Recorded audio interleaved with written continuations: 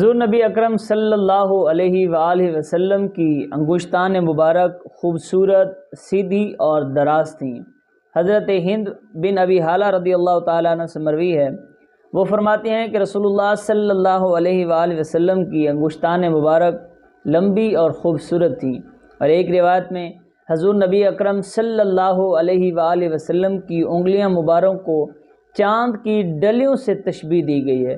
یہ وہی انگلیاں ہیں جن سے اللہ رب العزت نے پانی کے چشمے جاری کر دیے۔ یہ وہی انگلیاں ہیں جن سے اللہ رب العزت نے سورج کو واپس پلٹا دیا۔ یہ وہی انگلیاں ہیں جن کی بدولت اللہ رب العزت نے چاند کو 2 ٹکڑے کر دیا۔ یہ وہی انگلیاں ہیں جن کے اشاروں سے پتھر بھی کلمہ پڑھ لیتے تھے۔ یہ وہی انگلیاں ہیں جن کی برکت سے، جن کے اشاروں سے درخت بھی چل کر نبی پاک صاحب الاولیاء صلی اللہ علیہ وآلہ وسلم کی بارگاہ میں حاضر ہو جایا۔